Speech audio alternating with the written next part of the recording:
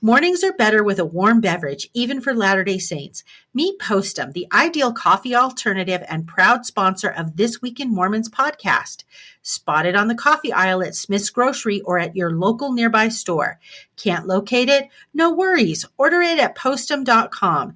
Explore delicious recipes to tailor your Postum experience. Start your day off right with Postum.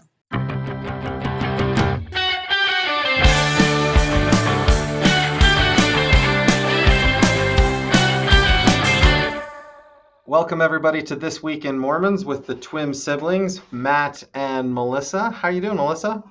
I'm great. Whenever you introduce yourself as Matt, I feel uncomfortable because I call you Maddie. Don't you like Maddie better? No, so when we were kids, I was okay with Maddie, but now I'm an adult, and so I kind of prefer Matt or Matthew. But okay, Matt. Well, yeah, it's good to be here. We have a great guest today. Yeah, we have with us Mike. Do you want to introduce yourself? I'd rather let you introduce yourself. I feel like I'm the third M here. I'm Mike Benson, all the way from Myrtle Beach, South Carolina, and really happy to be with you. So thank you very much for the invitation. So Mike Benson right now is president of Coastal Carolina University and got some pioneer heritage. What is it? Where do you want to start with getting to know you and what you're up to? So I'm I'll start with my family. I'm the youngest of 6 children. My older brother, people probably know Steve by reputation, the cartoonist, who's down in Arizona, won a Pulitzer Prize years ago. But he is in Arizona with his wife and their children. And then I have 4 sisters. They're all over. One's on a mission in Korea. The other 2 in Utah. One tragically was killed in a car accident about 18 months ago, my oldest sister. So both my parents have passed on, but you never, when you have a death in the family like that, which doesn't give you any time to prepare, that's really hard. So we're still reeling from that. But she was an amazing sister and mom, 8 kids, 25 grandchildren. And wow. Not a day goes by I don't think about Stephanie. And then we've been here in South Carolina. I spent kind of the formative years of my life in Texas, in Dallas. My dad was a mission president in Indiana when I was 7 years old. And then I graduated high school in Utah at East High, home of High School Musical. Yeah. Yes, we're all in this together. Do you know the dance? Can you do the dance? Yeah, but I won't do it. Okay, but you can. I knew you could. I knew it. And then I went to BYU. The 2 things at BYU that really, I think, put me on my path where I am today. One was I did an internship, part of Washington Seminar, and really fell in love with that experience. And then after that, directly after that semester in DC, I did 6 months in Israel at the Jerusalem Center. And to that point, I was thinking about law school, and then I called my parents one day from Jerusalem, and I remember telling them, Mom and Dad, this is what I want to do. I want to do Middle Eastern history. And there was a long pause on the phone, and it wasn't because it was a bad connection. And my dad said, okay, what are you going to do with that? and I said, I don't know. I really don't. But my parents, to their credit, were big believers in allowing their children the latitude to choose what they wanted to do. Among my sisters, I have amazing musicians. My brother's an artist.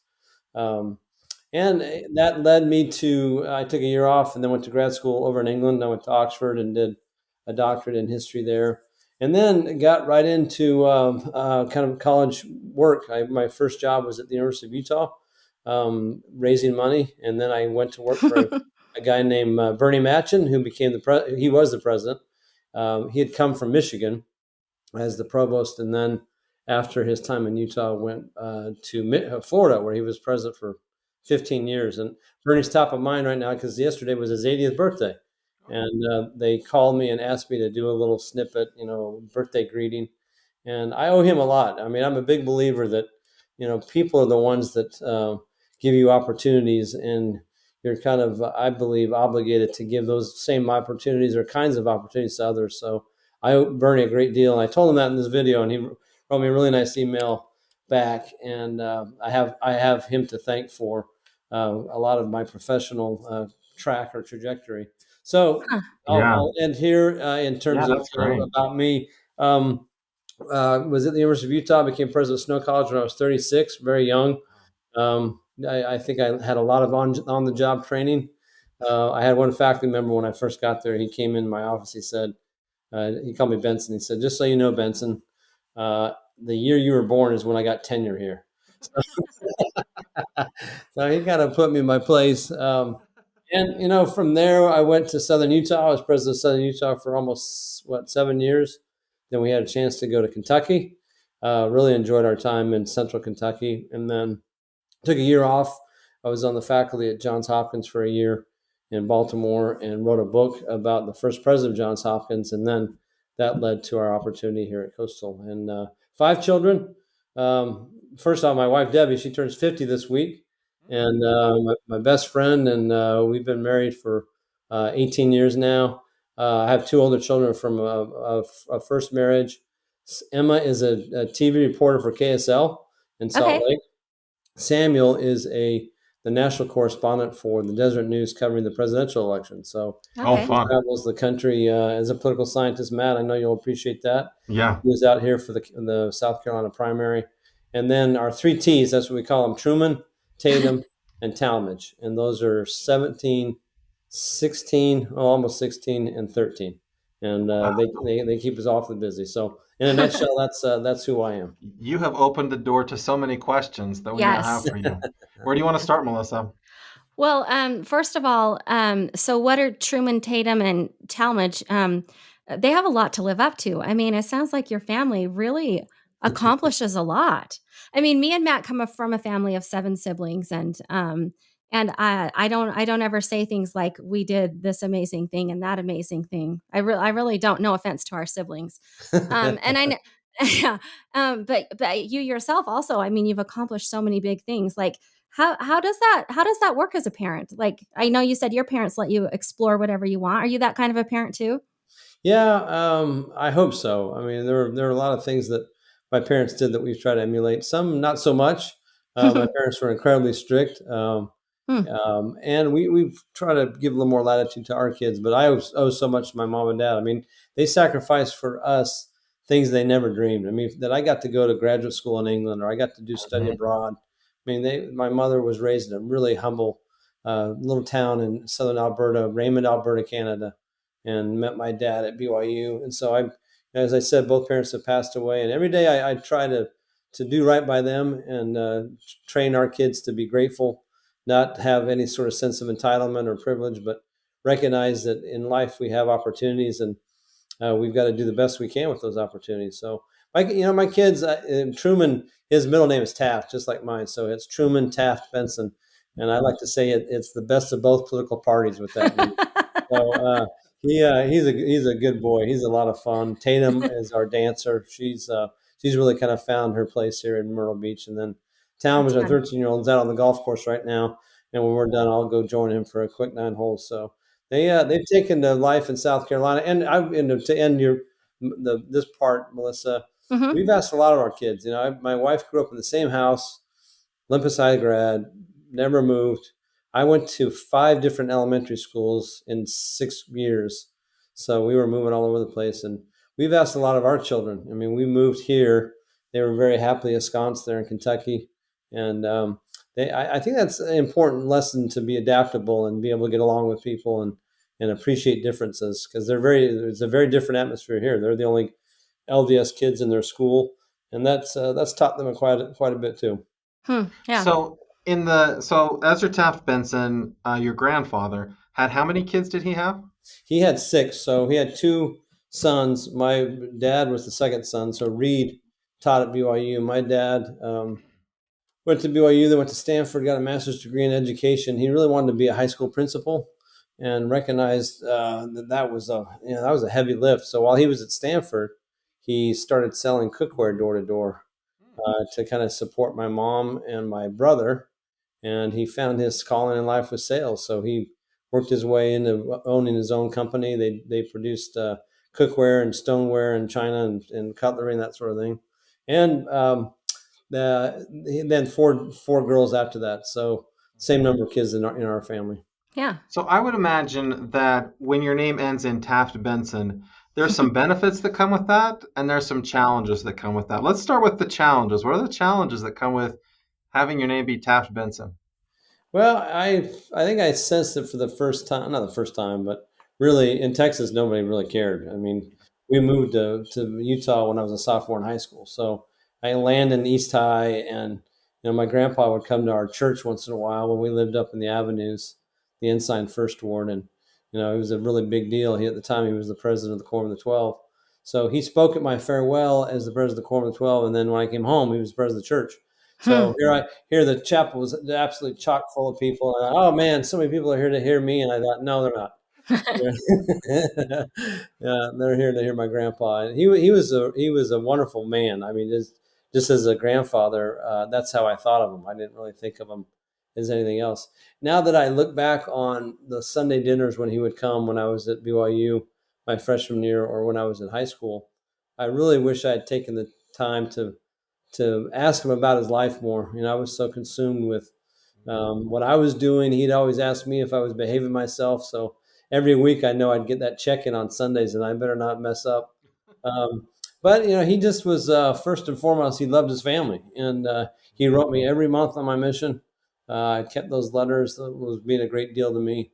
Um, and when we moved out to South Carolina, again, no one knows really who I am or our family lineage. But when I was on my mission, my sister Meg served in the same mission and came home about a year before I left. What mission So was it? it was in Rome, Italy. Oh, So okay. everywhere I went, I was always known as Meg's little brother.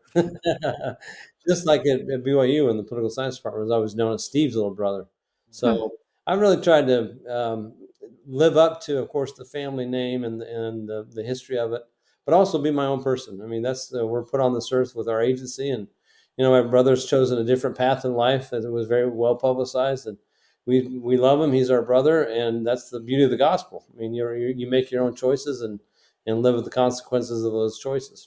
Yeah. Well, and you said your parents were kind of strict growing up. Were they strict religiously or just in general? Yes and yes. I mean, it Mm. was curfews. No, I don't remember. I probably had my first Coca-Cola when I was away on a trip somewhere with friends. I mean, it was, and the requirement of wearing a shirt and tie to sit and listen to conference on the radio. Oh, Mm. I oh. remember when they used to have conference, it was 3 days. It would be on Friday, Saturday, Sunday, and we would go to our church in Richardson, Texas, and my mom would pull me out of school for that. And so, and there were expectations. I mean, everybody knew that I was going to go to BYU. I had an offer to run the 800 meters. I was a runner in high Hmm. school at the University of Utah, and my parents said, "Nope, you're going to BYU, and here's your schedule." My sister Meg had done it, and I thought, I look at the schedule, and it's got biology, chemistry, English, Book of Mormon. I said, "Where are the fun classes, Meg?" And Hmm. I learned in a hurry that college was hard. That's what it's supposed to be. So yeah, they Yeah. were strict, but they were also they were fun. My parents were a lot of fun. Well, do you think they felt pressure as part of, raising the Benson generation, the next generation to be that way, to parent that way? I don't know if they felt pressure as much as they did a kind of a sense of obligation, Mm. maybe a sense of duty. There was always very high expectations because we knew that my grandfather was a very exacting. He had this, I think, maybe a countenance that people thought was stern and maybe a little overbearing or strict. But as I said, he was very, very loving, but he also expected a lot of us. Our family reunions were not, we didn't, I never went to Disneyland until I took my kids Hmm. a few years ago. And we went to Nauvoo for a family reunion. We went to Independence, Missouri one time. We'd go up to Canada. It seems like a lot of our family gatherings were around church events, and that was just the way it was. And we didn't know any different. So a lot of our listeners have never met a general authority, have never interacted with a general authority, and most of the way they see general authorities is through talks that they give at general conference. And there's sort of this impression of like that's who they are. And I get the sense from you that's not at all who they are. That's just something that they do every 6 months or something like that. What is it like, having your grandfather be a general authority or a leader in the church, and then maybe having people quote to you what he says to you all the time, right? And you're like, like, what is, kind of give our listeners a sense of what that's like. It's a little unusual when you go to elders quorum or someone in church said, that I want to refer to the talk on pride or the talk to mothers or the talk to the youth that my grandfather, I think, was well known for, or on the Book of Mormon. I mean, everybody knows him as, and every president of the church kind of has his own, if you will, I don't want to say principle, but cause that they really, or object lesson that they really press. President Kimball, I remember, was always lengthen your stride. With my grandfather, it was a lot about the Book of Mormon. President Hinckley was a lot about temples. And President Hunter, even though it was a short period of time, he was just about, being kind to people. I had a chance to interact a few times with him when I was in Israel. He came and dedicated the Jerusalem Center when we were there as students, and just was so impressed with how kind and gentle he was. And the same can be said for a lot of the general authorities I had the opportunity to meet and to get to know. But you always try and, Joseph Smith said a prophet is a prophet only when he is a prophet. So, that's not just word salad. I think there's a principle there that there are moments when he has that obligation, that responsibility, that mantle, if you will. But the other times he's a human being with foibles and faults and families and still has those obligations. And that's how we thought of him.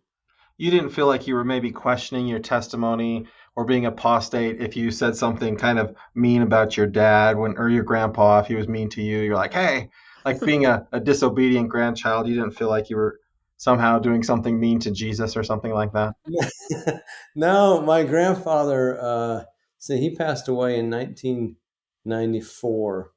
And I was writing my dissertation on Harry Truman, who, of course, was a Democrat. My grandfather was as Republican as you could get. And so it took a little while for the family to warm to the idea that I was writing about Harry Truman. And we had kind of very good back and forth with my aunt and uncle, my aunts and uncle rather, about it. I used to give a talk at BYU Education Week about Truman and the founding of the state of Israel. That's what I wrote about. Truman is kind of a modern day Cyrus, and when they would hear me tell these stories about Harry Truman, not that they would flinch. I think they finally accepted the fact that I did that, and I really enjoyed it. But we had, like every family, we had our differences, but there was maybe a certain expectation of how we would behave, and that was it. So It was okay if you admired his political opponents. yeah, that's right. That's Hey, right. so that does remind me because you wrote that biography on the founder of Johns Hopkins University. Mm-hmm. Have you ever thought about writing a biography of your grandfather or your great grandfather? No, the obviously Sherry Dew did one. I've got it right off my right shoulder here. He wrote his own autobiography called Crossfire, which was really focused on the Eisenhower years. He was all 8 years as cabinet secretary. By the way, I meet people in Washington, D.C. who remember him from his time there. I was in D.C. 10 days ago, and we work with a law firm that has an office right there on Constitution Avenue. And you look out their window, and there is the Robert Taft Memorial right there on Capitol Hill. And Robert Taft was my grandfather's second or third cousin. So when Eisenhower called him to invite him to be his Secretary of Agriculture, kind of the clincher at the end when he told me he couldn't do it for several reasons, he said, "Mr. President-elect, I'm sorry, but I did not vote for you." And I voted for my cousin. So, that was that just kind of goes to show that there's a lot that kind of the name carries a little bit of heft and a little bit of weight, but over time you just kind of learn to live with that. Yeah. So let's talk about being a university president. That's a big career, and it seems like you've done it in a couple of different places. How long did you teach? Did you teach Middle Eastern studies before you got into administration, or no? No, I've never been a full-time faculty member. I've Okay. had faculty appointments everywhere I've gone, but I have a full professorship here at the university, and I teach a class every year. So either Okay. fall or spring semester. I just did one on a seminar on World War One. But I really think it's important to kind of stay in the classroom, even as an administrator. So my friend Gordon Gee, Latter-day Saint out of Vernal, Utah, is at West Virginia for a second time. He's been president of more places than I have, but when I got my job at Snow College at 36, I knew he was made president of West Virginia when he was 36. So I called him one day. I said, Gordon, what advice would you have for me as a 36-year-old? He said, it's very simple, Michael. No one should ever make a 36-year-old president of anything. So, I Good talked about, advice. Really good yeah, advice. Thank you. I talked about learning on the job, and I have. I've had 4 different presidencies now in 3 states: Utah, Kentucky, and South Carolina. And it's fun because not too many people know about the LDS faith or our belief system here. This is, as they say, Baptists are thick on the ground in South Carolina. Um, and my kids interacted a lot with the youth in the high school and the Presbyterian church, and they bring kids to church periodically from other faiths. And it's wonderful to be back in the mission field because you never take for granted how important it is to really live what you believe, and not to do it in your face sort of way, but just in a calm. This is what I believe, and this is why I believe, and you commit to it. So this is related to your work as a university president, but also just as an individual. How do you think the youth in the church today are different from the youth maybe when you were growing up? Well, I think they're just bombarded with so many more things, distractions, even temptations. I mean, I can't imagine what it would have been like growing up with a cell phone in my back pocket, and having access to all the stuff that they have, which is a blessing and a curse. I mean, I see all the innovation that's happened with learning and how my kids are so adept at getting on a computer and using Google Word and being able to do all these, Google Docs, and be able to do all these things that, it wasn't until I took a typing class in high school that I knew how to do at On a least typewriter, by on the a way. typewriter. No, Yes. exactly. So a lot is expected of them, and not that a lot wasn't expected of our generation, but I have enormous respect for kids that, my kids look forward to for the Strength of Youth every summer. They do it up at Wilmington, UNC Wilmington up the road, and they get to hang out with kids that believe the same thing they do. Everybody knows that our kids are Mormons, and they don't do certain things, and we do certain things like go to church on Sundays and that sort of thing. And it makes them kind of put a little more kind of stiffness in their backbone, as it were, because you have to be on alert all the time. And growing up in Utah, when you're surrounded by Latter-day Saints, it was a little different. So I'm grateful for the opportunity my kids are having out here. So Yeah. you've probably noticed that the church is putting a lot of money into higher education, to BYU Pathway, and but you have experience at these other schools with a lot of LDS kids that are not church schools. What's the advantage for a kid choosing a place like Snow College or Southern Utah University as opposed to like a church school? In fact, I gave a talk at the Mormon Historical Society, or Association rather. It was down at the St. George Tabernacle, on the history of higher education in Utah, and not only Utah but Idaho and Arizona, and how the church, in many ways, west of the Mississippi, short of what was happening in California in, let's say, the 1850s when it became a state, and they founded the University of California in 1868, I believe it was. The church did more to establish what they called stake academies than any other organization. And they did it in Rexburg. They did it in Ogden, Utah. They did it in Salt Lake City. The San Pete Stake Academy was the precursor to Snow College. The Weber Stake Academy, what we had down in Southern Utah, although it wasn't a church institution, was founded by church members in 1897, down at Dixie State. So, and then what did the church do in the 1920s? They basically gave all the institutions to the states where they were located. Yeah. And the only reason they kept Rick's around, I don't think Idaho could afford to take on a college, so they kept it. Yeah, I read And that story. We offered Rick's College to the state of Idaho for $1, and they turned us down. yeah, And so we had to keep Rick's. they didn't want to have to pay them the M&O, I guess, to keep it going. But and even in Arizona, I think it's Eastern Arizona College there in Snowflake or Thatcher or someplace. Same thing. It was a stake academy, and so the church should be very proud of the fact that, particularly in the West. And by the way, I talked about the Pacific Islands and out in Hawaii. We went with our football team for our bowl game in Hawaii, and I took 3 members of our board of trustees up to see the temple in Laie, and they were just absolutely bowled over. They told me one of the highlights of the trip was going and meeting the sister missionaries Hmm. and seeing how beautiful that place was. And we met with the president of the University of Hawaii, BYU Hawaii, and he was fantastic.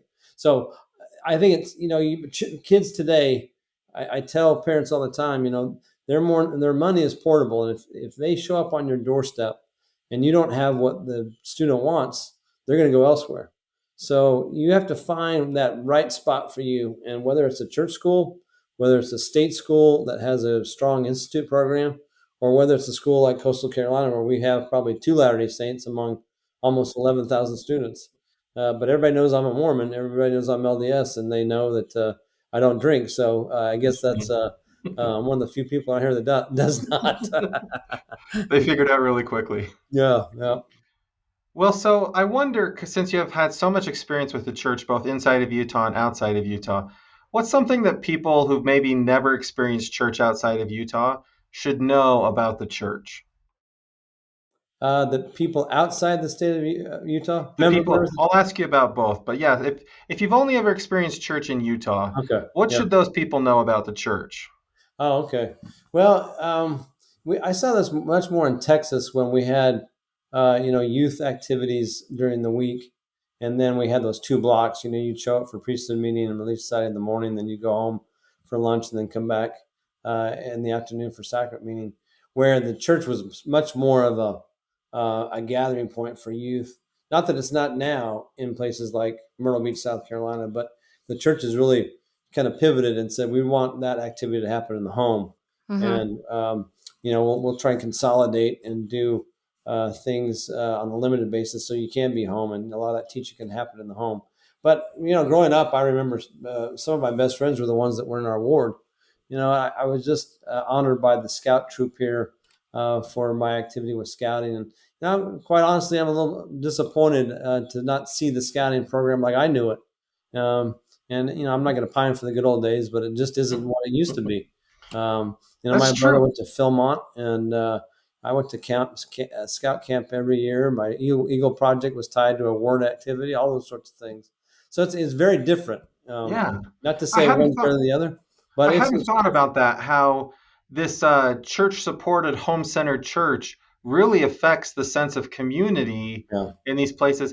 Because when I lived in Kansas, it's true, I had a home teaching assignment that was 50-minute drive, and that was a challenge and it was difficult to do. But at the same time, the church is where we saw each other because yeah, that's where everybody could come. And so that would be different. yeah. It is, and our ward is not far from here, and we found a real home in our ward when we got here, and then it got so big they split it, and a lot of the people that we really got close to in our first 18 months, 2 years, are now in the other ward. So I'm just happy to say I kept my calling, which is I'm the pianist in the primary, which is the best calling in the church. Yeah. Those kids say the funniest things.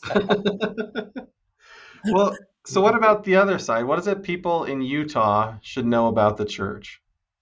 Oh, I no, that's mean, what I just asked you. Well, the people outside of Utah, what should they know about the Utah church? oh, the Utah church. Well, I'll tell you a quick story. I got to know one of our assistant coaches here at Coastal, um, who, we took him to lunch one time on a Sunday after church and invited him to come to church with us. A single guy who had been in Louisville. He's a native of Louisville, Kentucky. Had kind of bounced around different places, but he left Coastal and went to Charlton State in Texas. And out of the blue, he got to know my son Sam, because Sam comes to Coastal as much as he can because he loves being on campus and being by the ocean. But he had texted Sam and told him, he said, I haven't told your dad yet, but I started taking the missionary discussions. Huh. And lo and behold, he texted me back and he told me he was getting baptized on January the 6th this year. He's now assistant coach at New Mexico State University. And I Wow. surprised him. I didn't tell him I was coming out. Sam reached out to the missionaries, and I showed up at his baptism. And it was one of the most memorable experiences I'll ever have, because I saw kind of the trajectory that Zach was on in his own life. And I talked to him yesterday. We talk all the time, but he's going out to the Final Four, which is in Phoenix this year. And then he's skipping out early so he can go to conference on Sunday Wow. afternoon. And, the reason I tell you that story is you never know when someone is introduced to the church here, the draw there is to see what it's like in Utah, Hmm. because it's so foreign in terms of a church on every corner. I can drive down the street here in South Carolina and see a Presbyterian church, a Baptist church, an AME Baptist church, a Catholic church on just about every corner. Out there, they're everywhere, and that's very foreign to them. So he's really excited about meeting a whole bunch of Latter-day Saints, but also going to conference. So both places are different, very different, and each has its strengths and I think drawbacks. Yeah. Well, and you talked about the trajectory of him. Do you ever think about your life trajectory, because it seems like you've had so many choices and so many opportunities? Do you think that being a member of the church, being a faithful member of the church, was an important part of that trajectory? Do you think you'd be somewhere else without it? What do you think? That's you always I just turned 59, and you kind of look back and think, what if I had had that fulcrum moment, chosen a Yeah. different path? Yeah. When I was in grad school, I was the only Latter-day Saint. I was made the young men's president. I played the organ in the Oxford branch. I met a rabbi friend by the name of Shmuley Boteach, a Lubavitcher rabbi. He was the first Lubavitcher Jew that I got to know. I was the first Latter-day Saint. He has since come out. He's brought Elie Wiesel to Snow College when I was president there. Hmm. He's come to Utah and stayed with us. He came and spoke at Coastal Carolina. He's one of my best friends.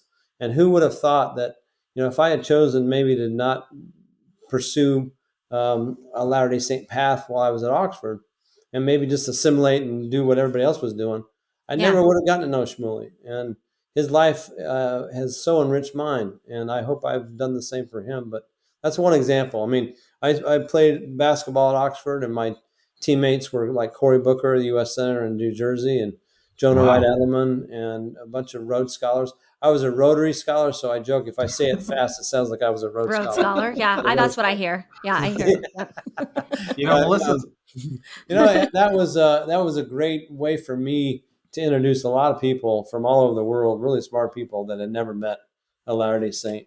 So, Melissa, that's a very good question, because I think maybe, hopefully, I did have an influence in their perception of Latter-day Saints for good.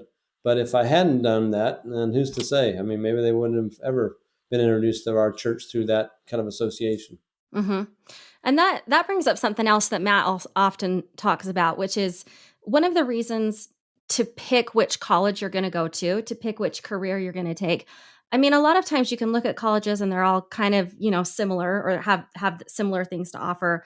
But Matt always tells, kids that age, like, it's all about the connections that you're going to make Mm-hmm. where you're going to be. And so obviously, like, that's part of the prayerful decision that you should be making. But often it's really important to just be in the right place to meet the people you need to meet. Yeah, that's a very good point. And as I said, students have to decide what is the right fit for them. Mhm. And for some kids, growing up in Arizona, for example, that are from Mesa, and they really want to go to BYU, or they want to go to BYU, Idaho. Maybe getting part of, being involved in the institute program at Arizona State is where they're supposed to be. And you never know. You're exactly right. I made friends in college at all the places where I've gone that are friends for life. And I mentioned Shmuley. I mentioned one of my friends from Notre Dame, Ryan Heatherman. We're like this, and it was he's a very devout Catholic. I'm a very devout Mormon, and we used to have a lot of conversations about the similarities and the dissimilarities of our faith, with this mutual respect for each other, and really a love for the fact that we found our path and we respected each other's path. So, related to higher education, you might have heard this story about the University of Utah women's basketball team and what happened in Idaho and the We did. racism. And the team there, they said something along the lines of they're not used to experiencing that kind of racism because there's so much diversity on a college campus. Do you Mm-hmm. think there's something to that? Do you think there's something about college that maybe teaches people a better way of thinking than racism? Well, that's a really good question and a good point. I've been giving a lot of talks lately. I spoke at the inauguration of our provost, who's now the president of Delta State, which is a university in Cleveland, Mississippi. And Oh, in my talk, I was the keynote, and I quoted, as I called him, religious leader and renowned heart surgeon Russell M. Nelson. And Huh. nobody in there was one I know, Latter-day Saint. His name's Tommy Duff. He's on the board at for the universities in Mississippi. And the quote is and Elder Nelson gave this in a talk years ago, and I've used it time and again. He took the word university, and if you take the stem, the preface of the stem, uni to turn, or one, verse to turn, so to turn to one. And he mentioned the fact that in every major European language, there's only one word where only the stem and the prefix, that was the word, are the same, and the ending's only different, and that word is university. And his point is that we're very different. We all come to our beliefs from a different path, but a university is a place where we're all turned to one in the pursuit, the acquisition, the application of knowledge, and that really binds us together in a way that I don't think there's many other entities or institutions in our society that bring different people together on a campus like a university does. So we could be, miles apart in terms of our religious or our political views or our orientations, but if you're at a university and you're there to study and to do the best that you can with those opportunities, it really does break down a lot of those barriers that you see out in society. And I tell students all the time, if you can't have difficult debates on a university campus and come away still friends, but maybe disagreeing on some really fundamental principles, then you can't have those conversations anywhere, because that's what a university is all about. Yeah. But Melissa's very concerned about artificial intelligence and what No, that's no, going no, to do. not concerned. I'm excited about Oh, artificial wow. intelligence. And what Yeah. it's going to do for universities? Have you played around with it much? Have you noticed how much it's going to change education? I have, and we have a faculty member at the university that is on top of it. I mean, he posts stuff. We have a website where he is always posting resources, Yeah. how students can use it, but how they can properly attribute the source in papers Yeah. and that sort of thing. So I'm kind of with you. The unknown kind of worries me. This came up the other day. I just came from a conference in Boston, and the point was made. You can take AI now and create false political ads that you can use with robo dials, and people can hear a voice. And it's completely contrived, fake sort of call. I mean, that sort of thing. Now, Yeah. that's not that sophisticated, but what they're contemplating now with AI is going to completely change the way students learn and how they Yes. utilize it for their benefit. So Yeah. I'm with you. There's a lot we don't know, but there's a lot to do with it. Yeah. Yeah, I'm super excited about the future of education, and I'm a high school teacher, and Hmm. I think my frustration is right now is that every tool that's available as our district quickly blocks because they're afraid that students are going to use it inappropriately, and certainly there's ways to do that, but I'm like, let's just teach them how to just move this into a completely higher level of learning. Instead of starting at a lower point, we can start at a much higher point, and then from there we can expand our Yeah. overall education, and so it excites me. And yeah, I'm glad to hear that you're on the same page as me.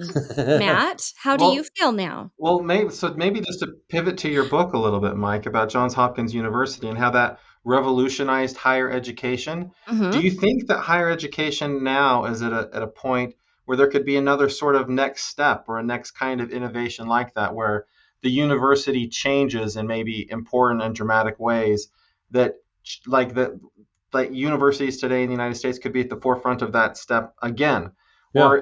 or not? Well, the gentleman I wrote about, his name was Daniel Coy Gilman. He was born in Norwich, Connecticut. He was a geographer, studied at Yale. By the way, when he was the third president of the University of California before he became the first president of Johns Hopkins. And on his train trip out to Berkeley, he stopped in Salt Lake City and spent time with Brigham Young to talk about this University of Deseret that they had founded, 15 years earlier. Interesting, huh? Yeah, and I called the church history to see if there was any sort of record, because Gilman recorded in his diary. That's how I found out about it. But there's no notation in any sort of diary. But he was that kind of person. He wanted to learn as much as he could from as many people as he could, and so he created this research university. And one of his famous quotes was that every epoch of time requires kind of a fresh approach, a fresh kind of take on things, because universities, as you know, are very traditional, and we tend to get very kind of staid and stale. And unless you are ready to kind of recharge and say, this is the new university ready for the 21st century. The research university that they created in Baltimore had never been tried before. excuse me, in the sense that it was the German emphasis on primary research coupled with the British emphasis on the tutorial method, and bringing them Interesting. together and create this unbelievably powerful entity that, by the way, spawned other private schools that you all recognize. Vanderbilt University. So Hopkins gave his gift in 1869. Vanderbilt was established in 1872. After that, Clark University, which is an all-graduate school in Massachusetts. The Rockefellers founded the University of Chicago, and the Stanfords founded Stanford out in California. So it spawned this tremendous growth of, yes, public institutions, but also private institutions that today impact us in ways we just don't understand. Y'all remember during COVID, there was that ticker at the bottom of CNN or Fox or wherever you got your news. It was the COVID dashboard that was provided by which university? Johns Hopkins University. Yeah. And last year they did $3.4 billion in sponsored research. So when you talk Wow. about AI, you talk about the advancements in technology, in medicine, in biotechnology. Those are coming out of where? They're coming off of campuses where Mm-hmm. you have these remarkably smart faculty who then engage students, who then try and take that research and apply it for the betterment of society. So I think universities have a pivotal role to play now and in the future, just like they have. And the American system of education is the envy of the world. You think about how many people are beating down the doors to come to our universities for undergrad, but particularly our graduate programs. Right. And so that we have a lot of faults as a country, but I would argue that our higher ed system is not one of them. Yeah, so I just sometimes I wonder about that because I can see that the church is trying to globalize, right? Education, university education. And I just sometimes wonder, like, do we have the same kind of talent invested in this idea of educating the world as we do in research and development? And I don't know the answer to that. I just think like maybe AI presents some opportunities that I don't know, like maybe things could really explode in a different way than they did in Yeah. the past.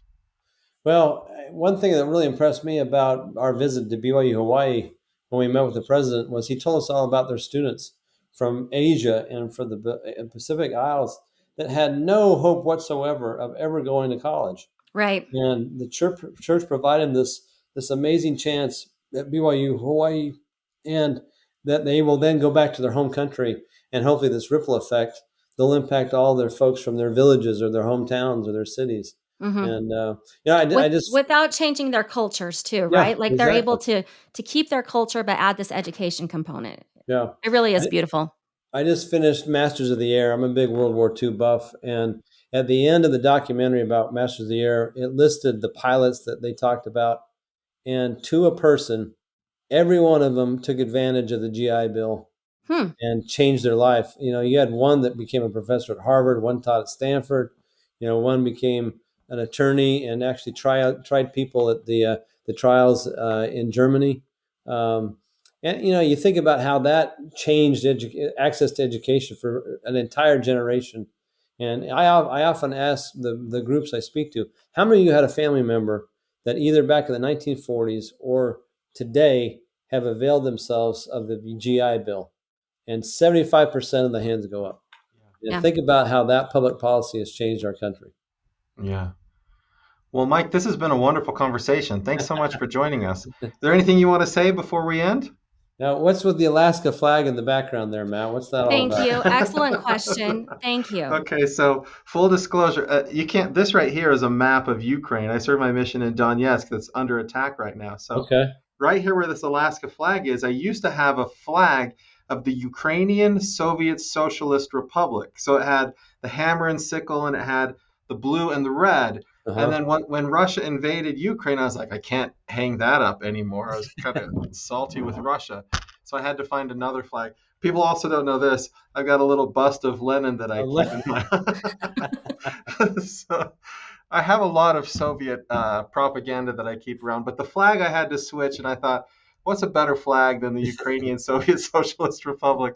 It's the flag of Alaska. Well, I'll track down your address. I'm going to send you a South Carolina flag because I Okay. think Yes. it's That's one a of the great coolest idea. flags around. And there's a story to it. There was a Moultrie, a general during the Revolutionary War, who Fort Moultrie, he put the palmetto leaves of the palmetto tree, which is our state tree, at the base of this fort.